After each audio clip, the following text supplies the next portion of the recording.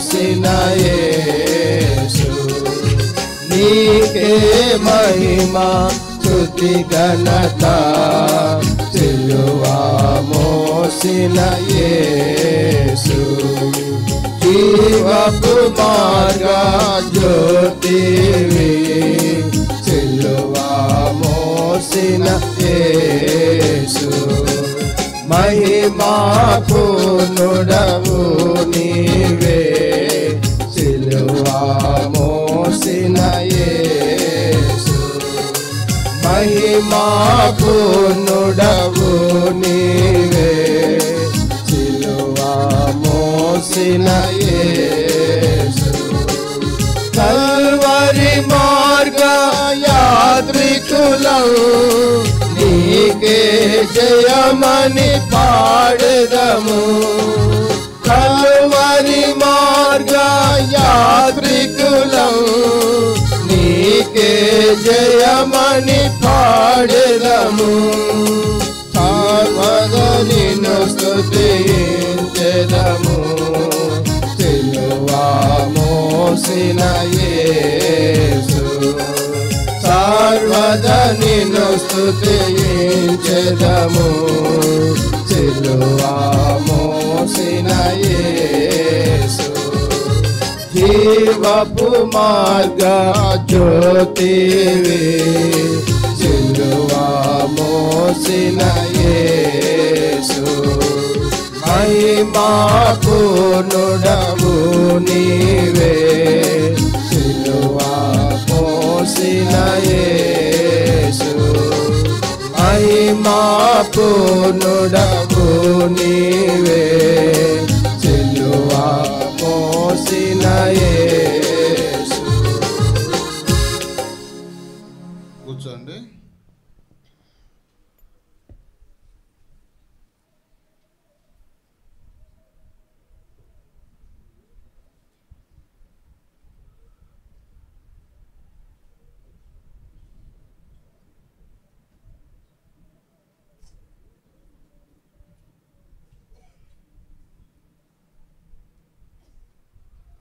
పరిశుద్ధ గ్రంథం బైబిల్ పైకెత్తి బైబిల్ పల్లవి పాడుకో. భలే భలే మాట బంగారు మాట.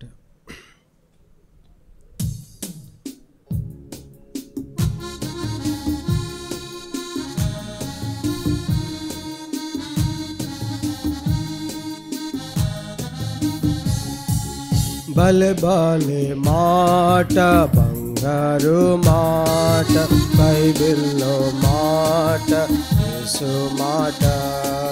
భలే భలే మాట బంగారు మాట బైబిల్లో మాట యేసు మాట. నా జీవితాన నీ జీవితాన మరువాని మాట యేసు మాట. నా జీవితాన నీ జీవితాన మరువాని మాట యేసు మాట. భలే భలే మాట బంగారు మాట బైబిల్లో మాట యేసు మాట. భలే భలే మాట బంగారు మాట బైబిల్లో మాట యేసు మాట.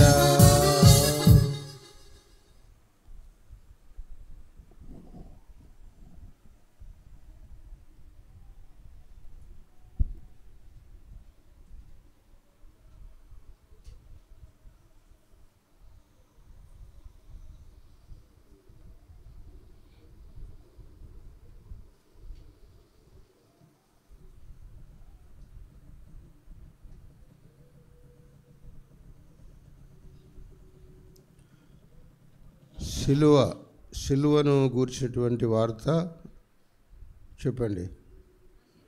నశించు వారికి వేరితనం. వాళ్ళందరూ అనుకుంటా రెండు క్రాస్ చేసినారు, ఒక చెక్క రెండు చెక్కలు పెట్టినారు. అది దొంగలకు దోపిడీదారులకు లేకపోతే హంతకులకు శిక్ష విధిస్తారు రోమన్ గవర్నమెంట్ వారు. అది భయంకరమైనటువంటి శాపగ్రస్తమైన శిక్ష. అది మ్రాను పైన వ్రేలాడిన వాడు శాపగ్రస్తుడని ధర్మశాస్త్రంలో రాసి పెట్టబడి ఉంది. కాబట్టి మ్రాను పైన వ్రేలాడము శాపగ్రస్తం. అయితే ఈ శాపగ్రస్తమైన దాన్ని ఎవరైతే నమ్ముతారో, విశ్వసిస్తారో వారికి అది దేవుని శక్తి, దేవుని శక్తి సిలువ.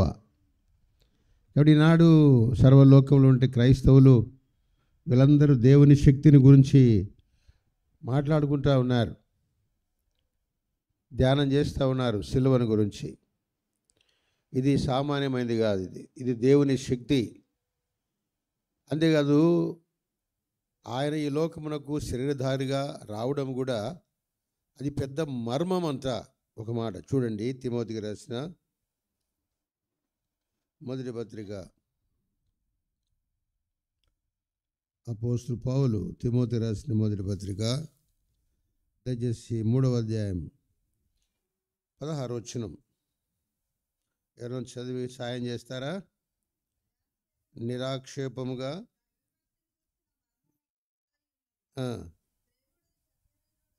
ఆయన సశరీరుడిగా ప్రత్యక్షుడయ్యను, నీతిపరుడిని తీర్పు పొందాను, దేవతలకు కనబడేను, రక్షకుడని జనములలో ప్రకటింపబడెను, లోకమందు నమ్మబడెను, ఆరోహణుడై తేజోమయుడయ్యను. ఇది గొప్ప మర్మం. దైవభక్తిని గురించిన మర్మం గొప్పది. ఈ మర్మము చాలా జాగ్రత్తగా ఆలోచన చేస్తే మనకు అర్థమవుతుంది. ఎందుకు సిలువలకు రావడం? మహాదేవుడు, దేవుడు ఒక్కడే. ఆ దేవుడు ఈ లోకానికి రావాల్సి వచ్చింది. ఆ దేవుడు ఈ లోకానికి వచ్చి మరి ఒక కార్యాన్ని జరిగించినాడు.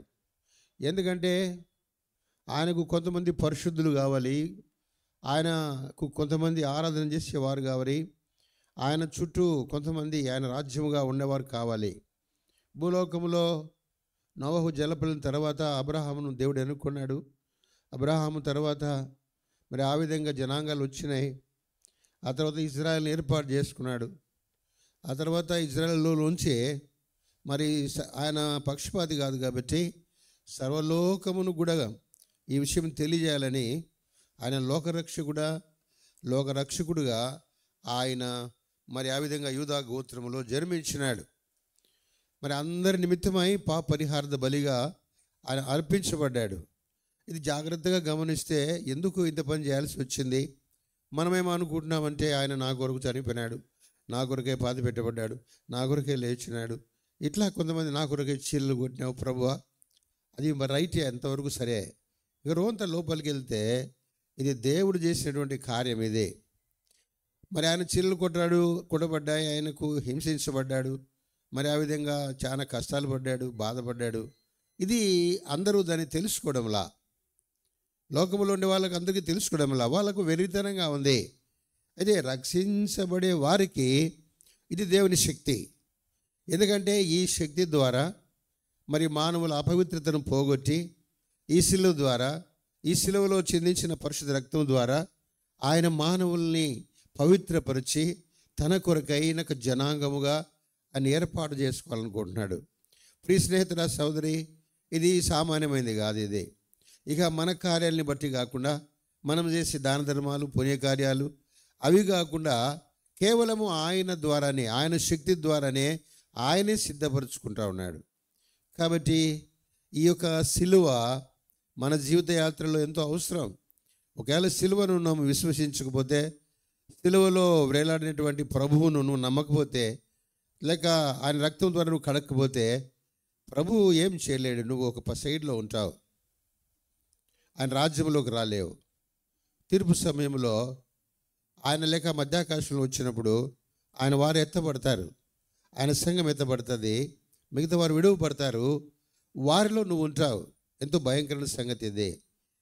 దేవుడు అలా ఉండకుండా మరి ప్రపంచమంతా తన భక్తుల ద్వారా సువార్త ప్రకటింపజేస్తున్నాడు. మనల్ని ద్వేషిస్తున్నారు, సువార్త ప్రకటిస్తుంటే మైకులు తీసేస్తున్నారు, కొడుతున్నారు. అయినా కానీ మనం పోతా ఉన్నాం, చేస్తున్నాం. అది ఒకరన్నా బాగుపడతారని అలా కొడుతున్నారు, చేస్తున్నారు. ప్రభు సరే చెప్పేసి వదిలిపెట్టి రండి అన్నాడు, వస్తున్నాం. అది వాళ్ళందరూ ఎగిరిపోతారంటే వారు నిత్యమైన నరకమునికి వెళ్తారు. అక్కడ అగ్ని ఆరదు, పురుగు చావదు. అక్కడ మరి దేవుని దగ్గర తీర్పులు జరుగుతాయి. అయితే ఎవరైతే ఈ రహస్యాన్ని, ఈ మర్మాన్ని ఎవరు తెలుసుకుంటారో, అనగా ఆ సిలువలో వేలాడుతున్న యేసు ప్రభుల వారిని ఎవరైతే గమనిస్తారో, ఎవరైతే ఆయన విశ్వాసం ఉంచుతారో, వారు సులభంగా వారి పాపాల నుండి పవిత్రపరచబడి వారి అపవిత్రత పోగొట్టుకొని దేవుని శక్తి చేత వారు పరిశుద్ధపరచబడి ఆయన రాజ్యములోకి వస్తారు. రాజ్యములకి రావడానికి ఇష్టమైతే ఈ దినమే ఇంకా ప్రభుకు హృదయం ఇవ్వకపోతే హృదయం ఇచ్చేయి. ఆయన మన కొరకై వేలాడుతూ ఉన్నాడు. ఇక్కడ హోరేబులో మన ఉదయకాలము దేవుడు యేసుక్రీస్తు ప్రభుల వారు ఆయన వేలాడుతూ పలికినటువంటి మాటలు మనం మొదలుపెట్టాం. నేను అనుకున్న అన్నీ అక్కడే ఉంటాయిలే అనుకున్నా, కానీ ఇప్పుడు ఇంకొక మందిరానికి వచ్చినాం. కాబట్టి ఉదయకాలము అక్కడ ఏం జరిగిందో ఊరికి క్లుప్తంగా హెడ్లైన్స్ చెప్పేసి ముందుకెళ్తా. యేసు ప్రభుల వారు సిలువలో వేలాడుతూ 7 సార్లు మాట్లాడినాడు. 7 సార్లు మాట్లాడినాడు. 3 పర్యాయాలు మన కొరకు మాట్లాడినాడు అని నేర్చుకున్నాం. 4 పర్యాయములు తనకు తానుగా మాట్లాడుకున్నాడు. రెండవది, ఈ 3 పర్యాలు వెలుగు ఉండగా మాట్లాడుకున్నాడు, సూర్యుడు ఉండగా మాట్లాడాడు. ఆ తర్వాత 4 మాటలు మరి చీకటి పడిన తర్వాత అంధకారములో మాట్లాడాడు. కానీ 3 మాటలు ఇవన్నీ పాత నిబంధన గ్రంథంలో కూడా మనం చూస్తూ వచ్చినాం. మొదటి మాట ఊరికి చదివేసి ముందుకు వెళ్ళిపోతాను. లూకా సువార్త, దయచేసి బయట కూర్చో.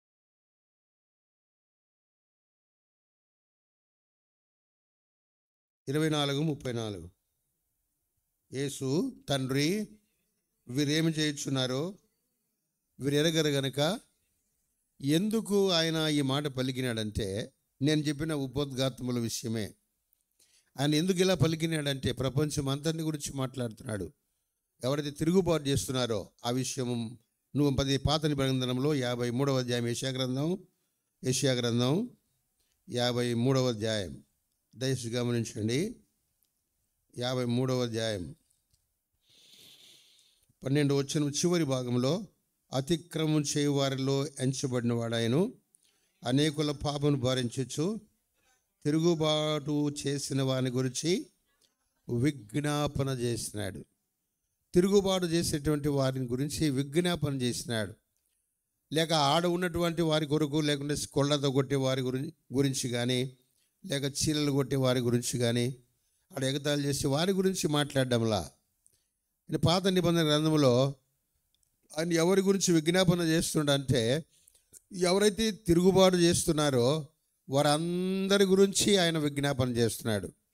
యేసు ప్రభువు వార్త మనం చెప్పేటప్పుడు వద్దుపో, ఇక్కడ నుంచి వెళ్ళిపో అని అంటారు కొంతమంది. అప్పుడు వారిని గురించి కూడా ఆయన విజ్ఞాపన చేస్తున్నాడు. తిరుగుబాటు స్వభావం అనేది ఉండకూడదు. ఎందుకంటే నిజమైన దేవుడి లోకానికి వచ్చి రక్షించాలని ఆయన కోరుకుంటూ ఒక గొప్ప కార్యం చేసినాడు. ఆయన మహాదేవుడు అవ్వండి, ఆయన నిత్యము వెలుగులో ఉండే దేవుడుగా ఉండి మరి అంధకారంలోకి వచ్చినాడు. మనం ఎక్కడున్నామా? అంధకారంలో ఉన్నాం. మన అంధకారం పోగడానికి సూర్యుని పెట్టినాడు, అంతేగాని సూర్యుడు పోతే మనం అంధకారంలో ఉన్నాం. అయితే దేవుడు అలా కాదు, ఆయన నిత్యము వెలుగులో ఉన్నాడు. ఆయన ఎప్పుడైతే వెలుగులు కలగజేసినాడో, ఆదికాండం మొదటి అధ్యాయంలో వెలుగు కమ్మని పలికింది. వెలుగు వచ్చిన తర్వాత వెలుగును ఏం చేశాడంటే ఆయన చీకటిని వేరుపరిచినాడు. అంటే వెలుగును ఆయన దగ్గర తీసుకెళ్ళాడు, పైకి తీసుకెళ్ళిపోయాడు. చీకటి నిలబడిపోయింది. ఇక్కడ కింద ఉన్న జలములన్నీ చీకట్లో ఉన్నాయి.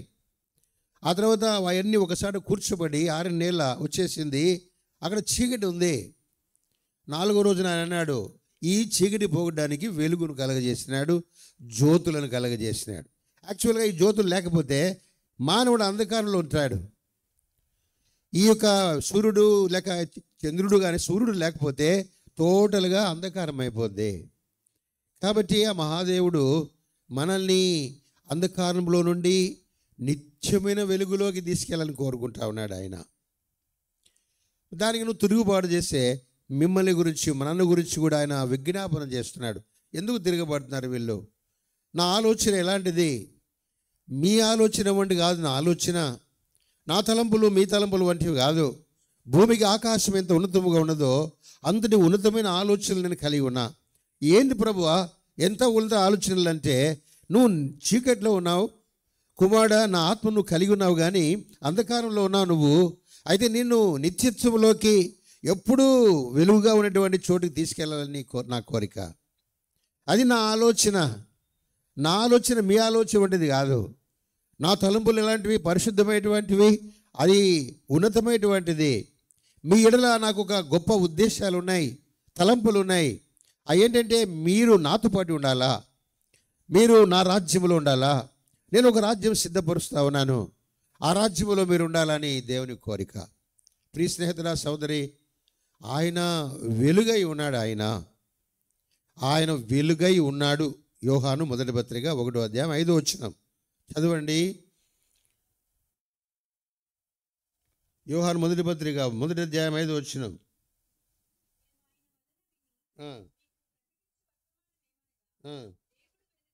దేవుడు ఏమై ఉన్నాడట? ఎందుకు? ఆయన వెలుగులు నిత్యములు వెలుగు ఉంటాడు. అక్కడ అంధకారం ఏమి లేదు. ఆయన వెలుగై ఉన్నాడు. అయితే భూలోకములు ఆయన వెలుగును కమ్మని పలికినాడు. ఆదికాండం 1వ అధ్యాయం 3వ వచనం. ఆయన వెలుగు కమ్మని పలకగా వెలుగైంది. ఆదికాండం 1:3. వెలుగు కలిగింది, కమ్మని చెప్పినాడు, వెలుగును చేసినాడు ఆయన. తర్వాత ఆదికాండం 1వ అధ్యాయం 4వ వచనంలో వెలుగును చీకటిని ఆయన వేరుపరిచినాడు. వెలుగును చీకటిని వేరుపరిచినాడు ఆయన. ఆయన వెలుగై ఉన్నాడు, వెలుగును కలగజేసినాడు, వెలుగును వేరుపరిచినాడు. ఆయన ప్రియ కుమారుడు వెలుగు. ఆయన రొమ్మున ఆనుకొని ఉంటాడు, కుడిపార్శ్వంలో ఉంటాడు. ఆయన అందరికంటే ముందుగా పుట్టినవాడు ప్రభువైన యేసుక్రీస్తుల వారు. ఎవరైతే ఇప్పుడు శిలువలో వేలాడుతున్నారని మనం చెప్తున్నామో ఆ మహాదేవుడు కుమారుడు, ఆయన అద్వితీయ కుమారుడు, ఆయన కుడిపార్శ్వంలో ఉన్నాడు. ఆయన వెలుగు. యోహాను సువార్త 8వ అధ్యాయం 12వ వచనం. నేను లోకమునకు వెలుగై ఉన్నాను. చదవండి యోహాను సువార్త. నేను లోకమునకు వెలుగును, నన్ను వెంబడించువాడు చీకటిలో నడవక జీవపు వెలుగు కలిగి ఉండను. నేను వెలుగై ఉన్నాను. అది మిమ్మల్ని కూడా నేను వెలుగుగా చేయాలా. దేవుడు వెలుగై ఉన్నాడు, వెలుగును కలగజేసినాడు, వెలుగును వేరుపరిచినాడు. ఆయన ప్రియకుమారుడు వెలుగు. 119వ కీర్తన 105వ వచనంలో ఆయన వాక్యం వెలుగు. చదవండి 119, 105. నీ వాక్యము నా పాదములకు దీపము. ఆయన వాక్యం వెలుగు. ఆయన వాక్యం వెలుగు. చదువుతున్నావా దినం ఆయన వెలుగుగైన వాక్యం? వాక్యాన్ని వెంబడిస్తున్నావా? వాక్యాన్ని స్వీకరిస్తున్నావా? ఆ మహాదేవుని వాక్యం అది. ఆయన కుమారుడు వెలుగు, ఆయన వాక్యం వెలుగు. మనల్ని కూడా ఏం చేయాలనుకుంటున్నాడు అంటే, మీరు లోకానికి వెలుగుగా చేయాలనుకుంటున్నాడు. మత్తయి సువార్త 5వ అధ్యాయం 14వ వచనం. మత్తయి సువార్త 5వ అధ్యాయం 14వ వచనం. మీరు లోకమునకు ఎప్పుడు వెలుగై ఉంటాం? మనము ఎప్పుడు వెలుగై ఉంటాం? ఆ వెలుగును మనం స్వీకరిస్తే, ఆ కుమారుడుగా ఉన్నటువంటి ఆ వెలుగు, ఆ వ్రేలాడుతున్నటువంటి ఆయన వెలుగుగా ఉన్నాడు. ఆయన వెలుగై ఉన్నాడు. ఆ వెలుగు మనం స్వీకరిస్తే మనలోకి వెలుగు వస్తుంది. తిరుగుబాటు చేసే వారి గురించి ఈయన విజ్ఞాపన చేసినాడు. తండ్రి, వీరేమి చేస్తున్నారో వీరికి అర్థం కావడం లేదు. తండ్రి, ఎంత ప్రేమగల రక్షకుడు ఆయన. మన జ్ఞానం తెలుసు, మన తెలివి తెలుసు, మన బలం తెలుసు ఆయనకి. ఇలా బలం అంతా ఉడిగిపోయింది, వీరి ఆయుస్సు పోయింది, వీళ్ళు నాశనం అయిపోయినారు. మానవుడు ఎంతకాలం జీవించాలా? మానవుడు దేవుని దృష్టిలో ఎంతకాలం జీవించాలా? భూలోకంలో అంతేనా? ఎంత? అది మోసే చెప్పినాడు 90వ కీర్తనలో. దేవుని ఉద్దేశంలో మనం ఎంతకాలం జీవించాలా? నార్మల్గా 1000 సంవత్సరాలు. ఎందుకంటే 1000 సంవత్సరాల పరిపాలన వస్తుంది. ప్రభు 1000 సంవత్సరాలు పరిపాలన చేస్తాడు.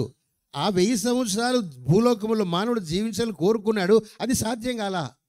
మొదటి మానవుడు ఎంతకాలం జీవించినాడు? 900. ఏమ్మా, ఆదాము ఎంత జీవించినాడు? 930. ఎంత పోగొట్టుకున్నాడు? 1000కి ఇప్పుడు ఈ మిగిలింది ఆయన పోగొట్టుకునేది మనకు వచ్చింది. 90 కీర్తనలో మా ఆయుష్కాలము 930 ఎట్లా పోయినాయి? ఎట్లా పోయినాయి? క్షీణించిపోయినాడు మానవుడు. ఎలా? తిరుగుబాటు చేసిన కారణాన. నా కళ్ళద్దాలు ఎందుకు వచ్చినాయి? మీరు నాకు కనపడ్డంలే. ఇప్పుడు మసకగా ఉన్నారంతా. ఎందుకు వచ్చినాయి నా కళ్ళు క్షీణించిపోయినాయి, మోకాళ్ళు క్షీణించిపోయినాయి, నడుములు క్షీణించిపోయినాయి. ఎంత నీ వయసు? అన్న నాకు ప్రార్థన చేయను. ఎంత నీ వయసు అంటే 35 నా అంటాడు. 35కే నడుముల నొప్పి వచ్చినాయి. 35కే నా షుగర్ ఉందిన్నా. నాకు ఎంతకు? 30కే 20కే షుగర్ ఉందన్నా. బీపీ కానీ ఉంది. నాకు షుగర్ ఉంటే బీపీ ఉంటుంది. షుగర్ ఉందన్నా, బీపీ ఉందన్నా. ఎంత? ఎందుకు చెప్తున్నా అంటే క్షీణించిపోయినాడు మానవుడు. అందుకంటే ఎక్కువ సంవత్సరాలు ఎవరు బతికినారు? మెతుషేల. ఎంత? చూసి పెట్టుకున్నావు. నాకు అర్థమైంది. 969 సంవత్సరాలు ఆయన ఒకడే బతికినాడు ఎక్కువగా. మానవుడు క్షీణించిపోయినాడు. ఇప్పుడు సరాసరి 30-35 సంవత్సరాలు. ఎందుకు క్షీణించిపోయినాడు? తిరుగుబాటు చేస్తూ వచ్చినాడు. దేవుని మాట వినకుండా తిరుగుబాటు చేసినాడు. దేవుని ఆజ్ఞలు పాలించకుండా తిరుగుబాటు చేసినాడు. దేవుని మాట వినకుండా తిరుగుబాటు చేసినాడు. అయినా కలవరి సెలవులు ప్రభు అంటున్నాడు, తండ్రి వీరు ఏం చేస్తున్నారో. ఆడ కొట్టేవాళ్ళు, కొడతో కొట్టేవాళ్ళు వాళ్ళ గురించి కాదు ఆయన అనేది. ప్రపంచం అంతా ఉన్నటువంటి వాళ్ళందరి గురించి అంటున్నాడు. వీరు తిరుగుబాటు చేసినారు ప్రభువా. ఎందుకు జలప్రలయం వచ్చింది? నోహుతున్నాడు, ఇక ఈసారి నేను జలప్రలయంతో నాశనం చేయను. ఈసారి భూమి అగ్ని కొరకై నిల్వ చేయబడింది. పేతురు 2వ పత్రిక 3వ అధ్యాయం గమనించండి. ఈసారి జలప్రలయం రాదు. ఈసారి జలప్రలయం లేదు. మనకు వచ్చేది ఈసారి ఏమొస్తుందంట? పేతురు 1వ పత్రిక 2వ పత్రిక 3వ అధ్యాయం దయచేసి 4వ వచనం నుండి.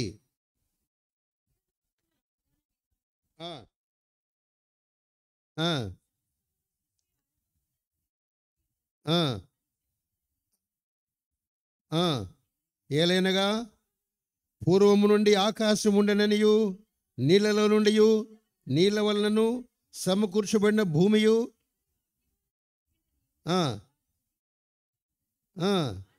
ఆ నీళ్ళ వలన అప్పుడున్న లోకం నీటి వరదలో మునిగి నశించెను. అయితే ఇప్పుడున్న ఆకాశమును భూమియు భక్తిహీనుల తీర్పును నాశనమును జరుగు దినం వరకు అగ్ని కొరకై నిల్వ చేయబడినది. అదే వాక్యం వలన ఈసారి జలప్రలయం రాదు. ఈసారి ఏమొస్తుంది? అగ్ని. ఎక్కడ చూసినా అగ్నే. నీ కిచెన్లో అగ్నే, లేదా గ్యాస్ సిలిండరు. హైదరాబాద్లో పైపు లైన్లు ఇచ్చినారంట, నీళ్ళ మాదిరి పైపు లైన్లు ఇచ్చినారు.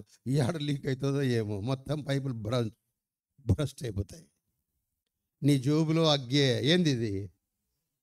ఇది ఏమనుకున్నా, బా ఏముందిరా ఇదే. హలో, పగిలిపోతే చెవులు అట్టే పగిలిపోవాలా, ఒకేసారి పగులుతుంది ఇది. కొంతమంది ఇక్కడ పెట్టుకుంటారు, ఇక్కడ రొమ్ములు పగిలిపోతాయి. ఛాతి నడుములో పెట్టుకుంటారు కొంతమంది, నడుములు పగిలిపోతాయి. అగ్ని. భూమి ఎంత తవ్వి పైపు లైన్లు వేస్తున్నారు, భూమి ఎంత తవ్వి ఎలక్ట్రిసిటీ పరుస్తూ ఉన్నారు. ఎక్కడ చూసినా కరెంటు, ఎక్కడ చూసినా గ్లీజరు, ఎక్కడ చూసినా ఏసీ. ఏంది ఇదంతా? మనం ఏమనుకుంటున్నాం, టెక్నాలజీ ఎంత అయిందిరా, బా ఏం టెక్నాలజీ వస్తుందిరా. ఇది పోవడానికే. అగ్ని కొరకై నిల్వ చేయబడతా ఉంది. ఒకేసారి అన్నీ భ్రష్ట్ అవుతాయి అంతే. ఎక్కడ చూసిన అగ్ని. మనం వచ్చింది ఆస్ట్రేలియాలో, కారడు తగులుకునేది చూసారా ఎట్లా తగిలిందో. సినిమా యాక్టర్లు అందరూ పోయినారంట, వాళ్ళ ఇండ్లన్నీ కాసి నాశనం అనేది. అమెరికాలో లాస్ ఏంజల్స్లో కాలిపోయి బూడిదైపోయినాయి. ఏమంటే దేవుడు లేడు అని వాళ్ళు చెప్పినారంట. నాకు తెలియదు సంగతి. దేవుడు లేడని చెప్తావా నువ్వు? దహించి వేసింది అగ్ని. భూమి అగ్ని కొరకై నిలజేయబడింది. ప్రియ స్నేహితుల సోదరి, ఇక జలప్రలయం లేదు, అగ్ని ఉంది. జాగ్రత్త. ఇప్పటికే భూమి ఏం చేసిందంట? ఇప్పుడు భూమి ఎట్లుంది? అంతకంటే ముందు ఇప్పుడు ఏం చూసింది? భూమి ఊగుతూ ఉందంట భూమి. ఎట్లా ఊగుతుంది? చూడండి, యెషయా గ్రంథం 20వ అధ్యాయం.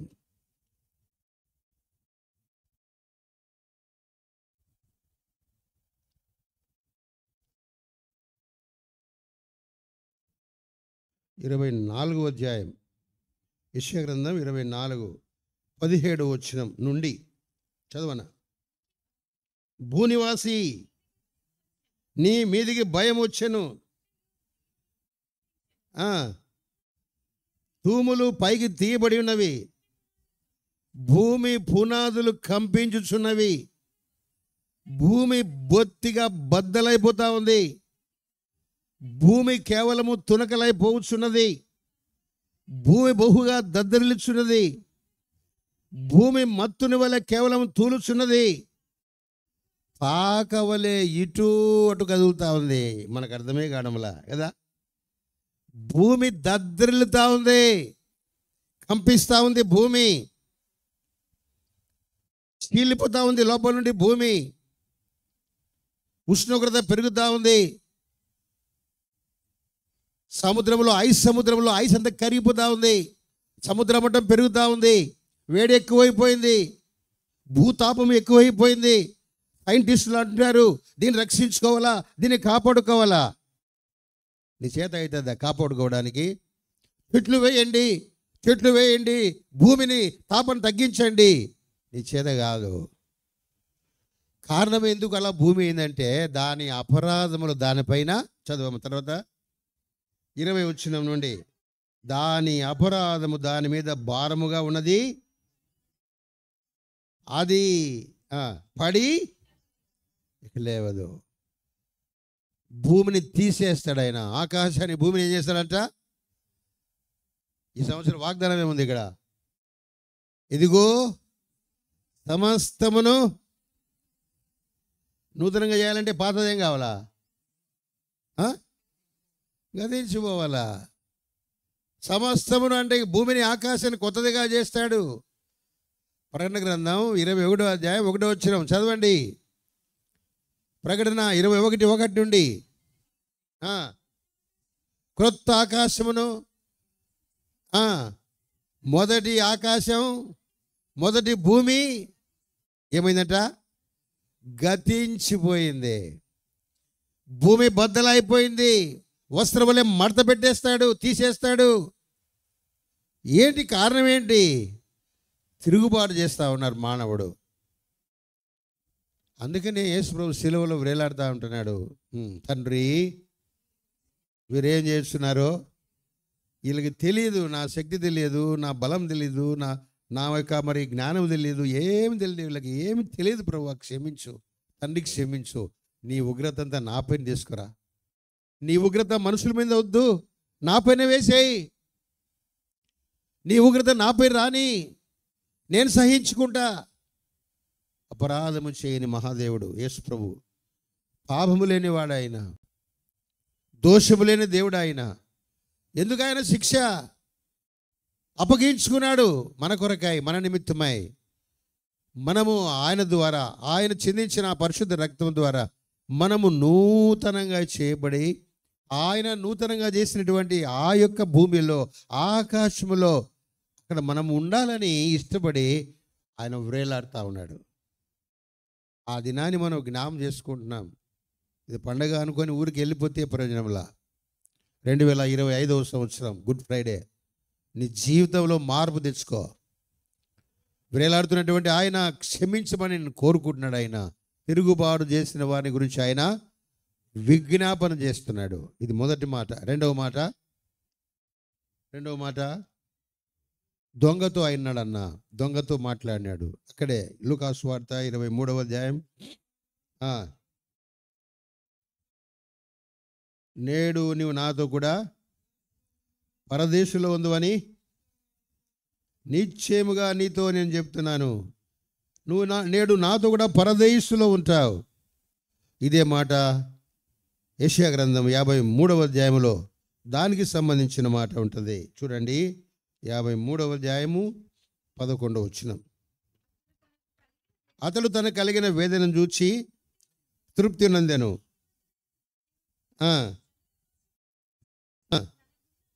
తనకున్న అనుభవ జ్ఞానము చేత అనేకులను నిర్దోషులుగా చేసేసినాడు. దోషులను నిర్దోషులుగా చేసినాడు. ఎలా చేసినాడు?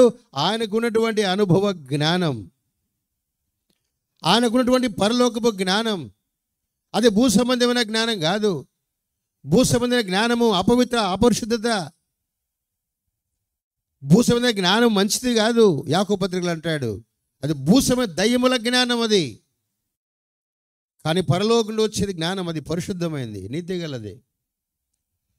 ఆ జ్ఞానముతో ఆయన అంటా ఉన్నాడు, ఆ జ్ఞానము చేత అందరినీ నిర్దోషులుగా చేస్తూ ఉన్నాడు. తనకున్న అనుభవ జ్ఞానం చేత అనేకులను నిర్దోషులుగా చేసినాడు. ఇప్పుడైతే ఈ మాట మనం వింటామో మనకు జ్ఞానం వచ్చేసాల.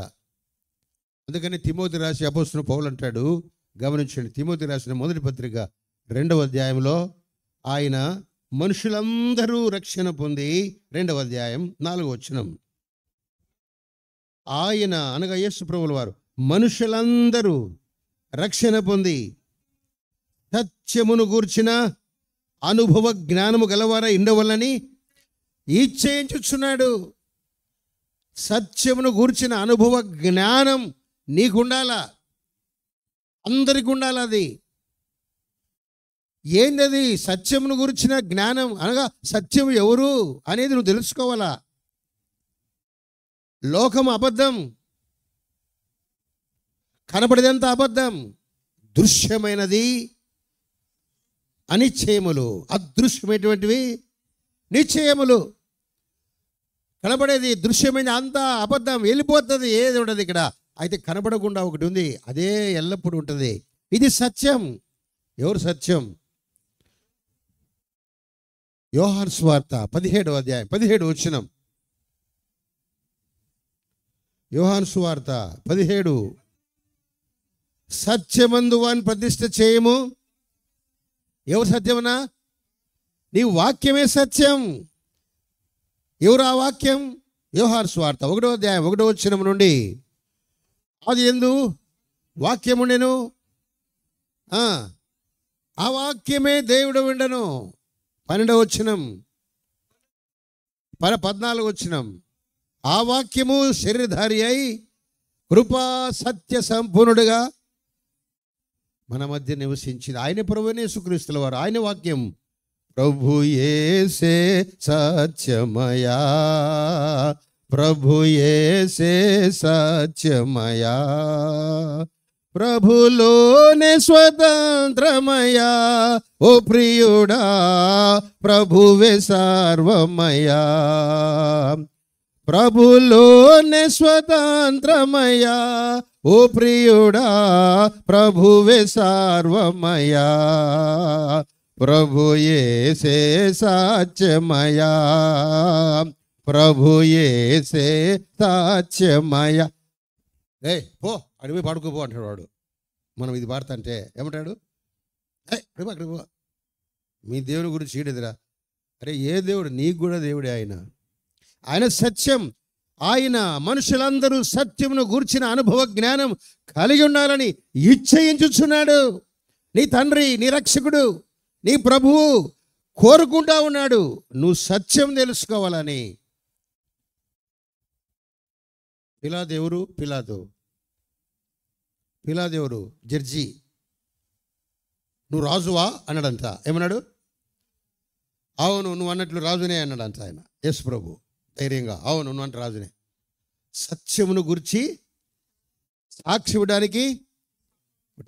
అప్పుడు ఆయన అన్నాడు, సత్యం అంటే ఏంది నీకు తెలియదు, నువ్వు జడ్జివే. జడ్జికి సత్యం తెలిసినాలి కదా. జడ్జి అంటున్నాడు సత్యం అంటే ఏందయా?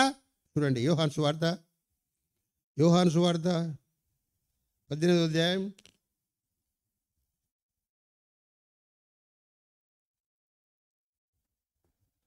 18వ అధ్యాయము 37, 38.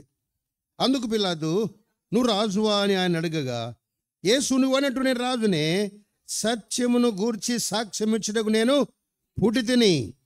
ఇందు నిమిత్తమే ఈ లోకమునకు వచ్చిదని సత్య సంబంధమైన ప్రతివాడు నా మాట వినున నేను. అందుకు పిలాతు, నీకు తెలియకుంటే నేర్చుకో, నేనే సత్యం. ఏది ఆ సత్యం అంటే ఏంది అంటున్నావు, బో మాట్లాడుతున్నావు. సత్యం అంటే ఏంటంటే, ప్రభు ఏమల్లా, నేనే నీ ముందు ఉన్న నేనే సత్యం. నేను తప్ప ఇక ఎవరు ఉండరు, అందరు వెళ్ళిపోతారు. నీ సింహాసనాలు, నీ అధికారం, నీ ఆధిపత్యం ఏముండదు, నేను ఒక్కడనే ఉంటా. నేనే నిరంతరము జీవించువాడను. అల్ఫా ఒమెగా నేనే, ఆది అంతం నేనే, మొదటివాడు కడపటివాడు నేనే. నేనే సత్యం, నేనే సత్యం. స్నేహితుడా, సోదరి, ఈ అనుభవ జ్ఞానం మనకు ఉండాలి. పిల్లప్పుడు పాటలు నేర్పిస్తున్నాడు, పిల్లప్పుడు ప్రేయర్లు చిన్నప్పుడు. ఇప్పుడు నేర్పుతారో లేదు తెలియదు, కానీ మా చిన్నతనంలో ఒక ప్రార్థన నేర్పించేవాడు స్కూల్లో. ఏమని? అసతోమా సద్గమయ తమసోమా జ్యోతిర్గమయ మృత్యోర్మా అమృతంగమయ. అంటే అసతోమా అసత్యములు ఉన్నానయ్యా, సత్యములోకి నడిపించు, సత్యములోకి నడిపించు. చీకట్లో ఉన్నాయ్యా, వెలుగులోకి నడిపించు. మరణంలో ఉన్నానయ్యా, జీవులోకి నడిపించు. ఇది ప్రార్థన పిల్లలకి ఇప్పుడు నేర్పించడంలా. నేర్పుతున్నారా? ఇది యేసు ప్రభువే, ఆయనే సత్యం, ఆయనే మార్గం, ఆయనే జీవం. ఇది తెలుసుకున్నారు వాళ్ళు. అమ్మ, ఇది యేసు ప్రభు ప్రార్థన అనుకున్నారు వాళ్ళు. ఇప్పుడు మానేసినారు. సత్యమును గుర్చిన అనుభవ జ్ఞానం, ఆ జ్ఞానము చేత అనేకులను ఏం చేశాడంట? నిర్దోషులుగా చేసినాడు. చిన్న కోరిక కోరింటే ఏం కోరినాడు ఆయన? దొంగ ఏం కోరినాడు? నీ రాజ్యములో ఇది దొంగ కూడా 7 మాటలు మాట్లాడినాడు. అది ఉదయం చెప్పాను అక్కడ మెయిన్లో, హోరేబులో. దొంగ ఎన్ని మాటలు మాట్లాడినాడు? ఒకసారి చదువుకుందామా? చదువుకున్నది ముందుకు వెళ్దాం. లూకాసు వార్త 23వ అధ్యాయం. లూకాసు వార్త 23వ అధ్యాయం 39 నుండి.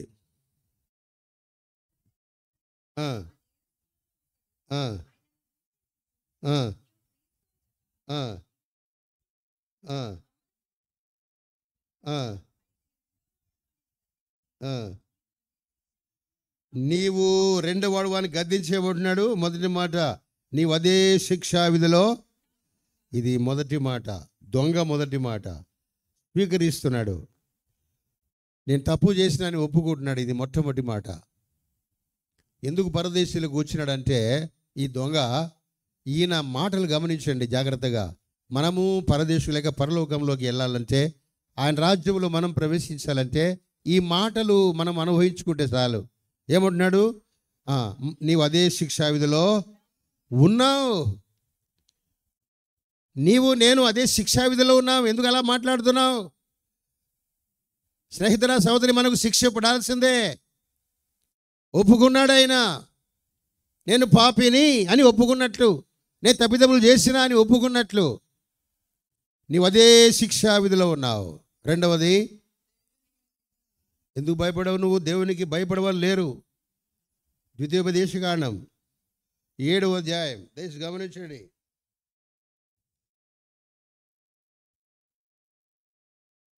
దేవునికి ఎందుకు భయపడాలా?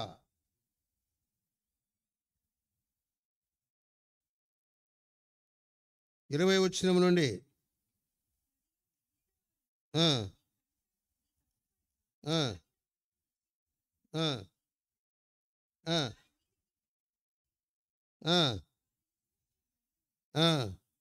నీ దేవుడిన యెహోవా నీ మధ్య ఉన్నాడు. ఆయన భయంకరుడైన.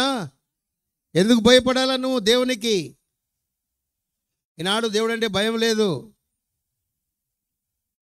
దేవుని మందిరం అంటే భయం లేదు. దేవుని వాక్యం అంటే భయం లేదు. దైవ సేవకులు అంటే భయం లేదు. దైవ పెద్దలంటే భయం లేదు. భయపడవా దేవునికి? ఎవరనుకున్నావు? ఆయన 2 మాట మాట్లాడుతున్నాడు. ఆయన దేవుడు భయంకరుడండి, భయంకరుడు. ఆయన భయంకరమైన అడవిలో నడిపించాడంట. 8వ అధ్యాయం, అదే పుస్తకం 8వ అధ్యాయము 15వ వచనం.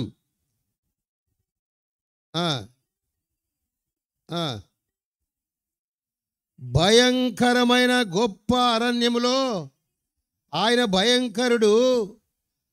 భయంకరుడు భయంకరమైన అరణ్యములో నడిపించినాడు. 76వ కీర్తన 6వ వచనం. 76వ కీర్తన 6వ వచనం. యెహోవా యాకోబు దేవా, నీ గద్దింపునకు రథసారథులకును గాఢ నిద్ర కలిగింది. నీవే భయంకరుడవు, నీవే భయంకరుడవు. ఆయన భయంకరుడు. దేవునికి భయపడవా నువ్వు? ఆయన ఎవరనుకున్నావు నువ్వు? ఆ ప్రభువు ఆరక్షకుడిగా పిలువబడి నీ కొరకై శిలువలో వేలాడుతున్నటువంటి ఆయన ఎవరనుకున్నావు? ఇప్పుడు నీకు కనపడుతున్నాడు గొర్రెపిల్ల వలె. ఎట్లా వస్తాడంటే ఆయన కొదుమ సింహం వలె వస్తాడు. కదలలేరు. ఆయన కొదుమ సింహం వచ్చినప్పుడు ఎవరు కదలలేరు. ప్రియ స్నేహితుడా, సహోదరి, ఆయన భయంకరుడు. 106వ కీర్తన మొదటిది ఆయన భయంకరుడు. రెండవది 106వ కీర్తన. దయచేసి గమనించండి. 21 నుండి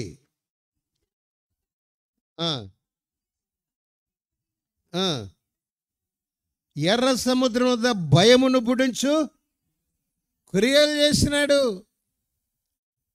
ఆయన భయంకర కార్యాలు చేస్తాడు. ఎర్ర సముద్రంతో ఏం చేసినాడన్నా? ఎట్లా చేసినాడు? పాయలు. ఎర్ర సముద్రం ఊరికినే పాయలు అయిందా? వాళ్ళందరూ సముద్రం ఒడ్డున ఉన్నారు. అది పాయలు కావడానికి ఏమైంది తెలుసా?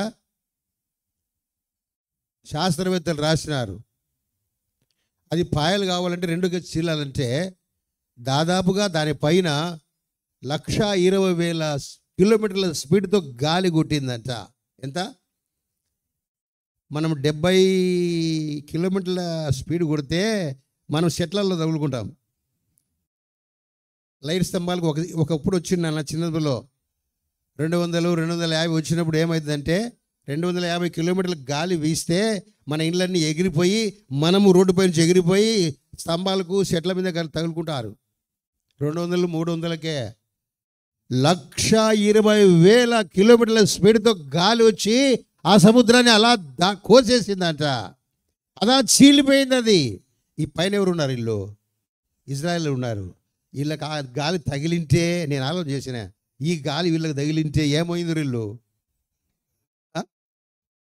ఆడిపోయిందిరో ఏమో. ఇప్పుడు మిగిలిన ఎవడు కనపడడు, ఒక్కడు కనపడడు. 6 లక్షల కాల్బలం ఆడిపోయిందిదో కదా. వాళ్ళకు గాలి తగలకుండా సముద్రం మట్టుకే గాలి తగిలి కోసేసినాడు. కోసినాక నీరు నిలబడాలంటే ఏం చేయాలా? -700 డిగ్రీ సెల్సియస్తో నీళ్లు చల్లగా అయిపోయినాయి అంట. ఎంత? -700 సెల్సియస్. -0 అయితే మన ఏళ్ళు పెడితే రక్తం బంద్ అవుతుంది. 0కే. నేను జమ్మూలో పనిచేసిన చినాబ్ నది అని ఒకటి ఉంది, పాకిస్తాన్లో వస్తుంది అది. ఆ నదిలో 2 నిమిషాలు ఏళ్ళు పెడితే వాటికి రక్తం ప్రసరణ కట్ అయిపోతుంది. ఆ ప్రాంతంలో ఉండే వాళ్ళు దాంట్లో నీళ్లు పోసుకుంటారు. మళ్ళా వాళ్ళకి ఏదో అది అలవాటు వాళ్ళకి. మనం మిగిలిన దాంట్లో 5 నిమిషాలు ఉన్నామంటే మన కాళ్ళని తిమ్మిరి పట్టిపోతాయి. అది ఊరికి 0కే, 1 కూడా కాదు. లదాఖ్ రోంత పైకి వెళ్ళిపోతే -2, -3లో చాలా కష్టం. నీళ్ళన్నీ గడ్డగట్టుకుపోతాయి. వాటర్ బాటిల్లో నీళ్ళు గడ్డగట్టుకుంటాయి, అంతే, ఐస్ అవుతాయి. -700 సెల్సియస్తో అది గడ్డగట్టుకుపోయినాయి అంట. సరే, అది గడ్డగట్టుకుపోయిందంట. ఇప్పుడు 6 నెలలు నడవాలి కదా. 6 నెలలు నడవాలంటే మళ్ళీ +700తో దాన్ని వేడి చేయాలా. ఈ వేడి చేస్తే ఈ వేడి చల్లకు తగలకూడదు. తగులితే ఏమవుతుంది? ఈ కరిగిపోతాయి. ఈ వేడి ఈ మధ్యలో వారికి దారి కలగాలంటే అంత వేడి పుట్టించాలా. ఈ వేడి ఈ గోడలు తగలకూడదు. ఏం కార్యం చేసినాడు ఆయన? భయంకరమైన కార్యం. +700 సెల్సియస్తో భూమిని వేడి చేస్తే 6 నెలలు వచ్చింది, బురద పోయింది. 6 నెలల పైన నడుచుకుంటూ వచ్చినారు. ఎంత కిలోమీటర్ల స్పీడ్తో గాలి ఐస్ చేసినాడు, గోడల్ని పెట్టేసినాడు. లోపల చేపలన్నీ ఉన్నాయి. అన్నగారు ఇంటికి పోయినా నేను భోజనానికి లోపల పోతే 2 చేపలు తిరుగుతాను ఇట్లా. నేను చూసిన దాన్ని ఇట్లనే తిరుగుతూ ఉంటాయి. ఆడ కూడా వీళ్ళు ఇజ్రాయెల్ పోయేటప్పుడు చూసింటారు చేపలను. ఆడ కసకపోయింటుంది అన్నకి కదా కాదా? నేను ఊహించుకుంటానులే, మీకు రాదే అది ఐడియా? చేపలు లేకుంటే ముసళ్ళు అవన్నీ దాంట్లో ఉంటాయి, కనపడుతుంటాయి. చూసుకుంటే వాళ్ళు ఏ పట్లే అవతలికి పోవాలని పరిగెత్తినారు అంతే కదా. ఎంతగా చల్లగా పుట్టించినాడు, ఐస్ చేసినాడు, ఎంత వేడి పుట్టించినాడు. ఆ చల్లకు ఈ వేడి తగలకుండా ఎట్లా కాపాడినాడు. అవతలికి పోయేంత వరకు ఆశ్చర్యకారాలు చేశాడు ఆయన. దేవుని ఆశ్చర్య కార్యములను అందరూ చూడరండి, కీర్తింతుమురాండి. ఆశ్చర్యకార్యాలు, అద్భుత కార్యాలు, భయంకరమైన కార్యం ఎర్ర సముద్రం దగ్గర. ఏమంటున్నాడు గమనించండి. ఎర్ర సముద్రం వద్ద భయమును పుట్టించు క్రియలు చేసిన తమ రక్షకుడిని ఏం చేశారంట? ఎలాంటి ప్రజలు వాళ్ళు? భయంకరమైన దేవుడు ఆయన, భయంకరమైన కార్యాలు చేసినాడు. నువ్వు దేవునికి భయపడవా? ఎట్లా మాట్లాడుతున్నావా నువ్వు? రెండో మాట దొంగది, దొంగ మాట ఇదే. యేసుప్రభు మాట అట్లా పెట్టిందాం, తర్వాత చూద్దాం టైం ఉంటే. దొంగ మాట్లాడుతున్నాడు. ఏమంటున్నాడు? నువ్వు దేవునికి భయపడవు. ఎవరనుకున్నావు దేవుడు అంటే? ఆయన భయంకరుడు. నెహెమ్యా అంటున్నాడు మొదటి అధ్యాయంలో, భయంకరుడు అయిన గొప్ప దేవ, ఆకాశమందున్న భయంకరుడు గొప్ప దేవ. చదవండి ఆ మాట. నెహెమ్యా గ్రంథం మొదటి అధ్యాయం దయచేసి 5వ వచనం.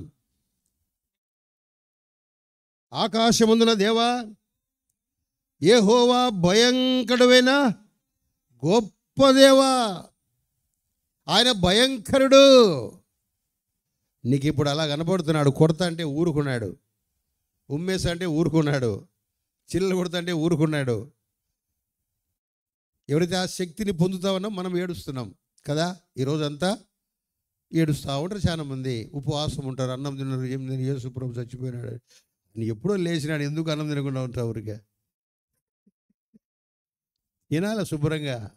లేయలేదు ఆయన, ఇప్పుడు చనిపోయినాడులే, ఇప్పుడు లేచే ఉన్నాడు కదా ఆయన. ఇప్పుడే నీకేం బాధ? అచ్చా, ఆచారం. మా ప్రభు ఇలా హింసించబడ్డాడు ఎవరి కోసం? నీ కోసమే. మరి జీవిస్తున్నావా ఆయన వలే? ఆయన మాదిరి ఉన్నామా? మన జీవితం ఆయనకు అర్పితం చేసుకున్నామా? లే, ఊరికనే ఆచారాలు చేసి వెళ్ళిపోతే ఏమవుతుంది? ఆయన కార్యములు భయంకరం, ఆయన మాట భయంకరం. ఆదికాండం 3వ అధ్యాయంలో ఆదాం దాక్కున్నాడంట. ఆదాం దాక్కున్నాడు, వచ్చినాడు ఆయన.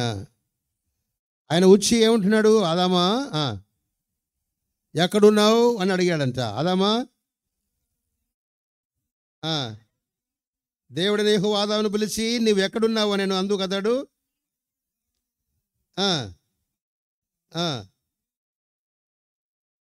భయపడి దాక్కోండిని. ఎందుకు భయం వచ్చింది నీకు? ఆయన మాట భయంకరం, ఆయన స్వరం భయంకరం. ఎవరైతే అవిధేయతగా ఉన్నారో, అతిక్రమం చేస్తున్నారో, పాపం చేస్తున్నారో, ఆయన స్వరం వినడానికి ఒప్పుకోరు. ఆ స్వరం మాకొద్దు, ఆయన మాకొద్దు, ఆ వాక్యం మాకొద్దు, ఆ మందిరం మాకొద్దు అంటారు. ఎందుకంటే భయం వాళ్ళకి. ఆదామా ఏడున్నావు? తప్పు చేశాడు కాబట్టి భయపడుతున్నాడు. ఆయన స్వరం భయంకరంగా వస్తుంది. ఆదామా ఎక్కడున్నావు? భయపడి దాక్కున్న ప్రభువా. ప్రియ స్నేహితుడా, సహోదరి, ఆయన స్వరం భయంకరం. 29వ కీర్తనలో ఆయన స్వరాన్ని గురించి రాసినాడు. ఆయన స్వరము లేళ్లను ఈన చేస్తుంది. ఆయన స్వరము దేవదారు వృక్షములను వీరుస్తుంది. ఆయన స్వరం అగ్ని జ్వాలలను ప్రజ్వలింపజేస్తాయి. చదవండి వరుసగా. యెహోవా స్వరం బలమైనది, యెహోవా స్వరం ప్రభావం గలది, యెహోవా స్వరం దేవదారు వృక్షములను విరుచును. యెహోవా లెబానోను దేవదారు వృక్షములను ఆ, ఆ, చదువు. ఆ, అగ్ని జ్వాలలను ప్రజ్వలింపజేస్తుందంట ఆయన స్వరం. భయంకరమైన స్వరం అది. నీతో మాట్లాడుతుంటే నీకు అర్థం కావడంలా. ఆయన చాలా ప్రేమగా మాట్లాడుతున్నాడు. ఆయన అసలు స్వరం వింటే వినలేం మనం. ఇప్పుడు ఊరికి నార్మల్గా ప్రేమగా మాట్లాడుతున్నాడు. ఏమని మాట్లాడతాడు? యేసుప్రభు 2 సార్లు మాట్లాడతాడంట ఎవరితోనైనా సరే. 2 సార్లే మాట్లాడేది. మోషే మోషే, సమూయేలు సమూయేలు, షీమోన్లే 3 సార్లు అయితే, సౌలా సౌలా. చెప్పండి, ఇంకా 2 సార్లు మారుతాడు. మార్తా మార్తా ఆయనకు 2 సార్లు చెప్పడం అది ఇష్టం. అది సొలొమోన్తో కూడా 2 సార్లు మాట్లాడాడంట. నువ్వు విగ్రహాల దగ్గరికి వెళ్తున్నావు సొలొమోన్, జాగ్రత్త జాగ్రత్త అని మాట్లాడినాడు. లెక్క చేసుకోవాలి. అందుకనే పోయింది రాజ్యం, తీసేసినాడు. ఆయన ఒకసారి పలుకుతాడు, 2 పర్యాయములు ఆ మాట నాకు వినబడేను అని ఉంటుంది కీర్తన గ్రంథంలో. ఆయన స్వరము భయంకరమైంది. ఆయన భయంకరుడు, ఆయన కార్యములు భయంకరం, ఆయన స్వరం భయంకరం. ఆదికాండం 28వ అధ్యాయం. ఆయన మందిరం భయంకరం. ఏమనుకుంటున్నావు మందిరాల గురించి స్నేహితుడా, సహోదరి? ఇదేంటి షెడ్యూలే అనుకుంటున్నావేమో. చూడండి, గమనించండి. 28వ అధ్యాయం 16వ వచనం.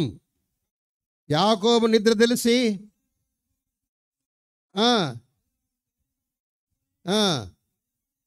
భయపడి ఈ స్థలం ఎంతో భయంకరం. ఇది సామాన్యమైన స్థలం కాదు. ఇది దేవుని మందిరం, వేరొకటి కాదు. ఇది భయంకరం. చాలామందికి ఇది భయంకరం అని అనిపించదు. అందుకని నువ్వు దేవుని మందిరానికి పోనప్పుడు ఏం చేయాలంట? నీ ప్రవర్తన జాగ్రత్తగా చూసుకొని పో, ఇష్ట ప్రకారంగా పోవద్దు. అది భయంకరం. అది భయంకరమైంది. దేవుని మందిరం. భయపడిపోయినాడు యాకోబు. ఆయన స్థలం భయంకరం. ఆయన మందిరంలో ఉండే వస్తువులు దానియేలు గ్రంథంలో ఉంటుంది అన్నమాట. దానియేలు గ్రంథం దయచేసి గమనించండి. 2వ అధ్యాయం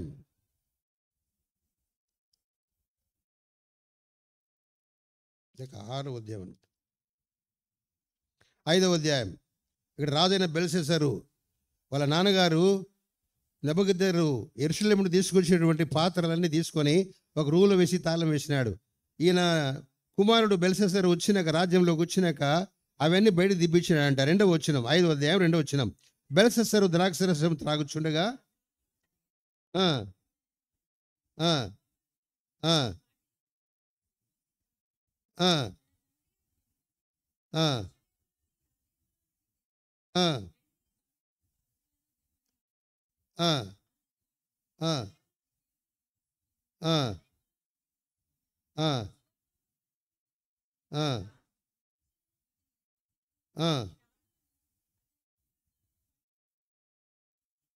త్రాగినారు.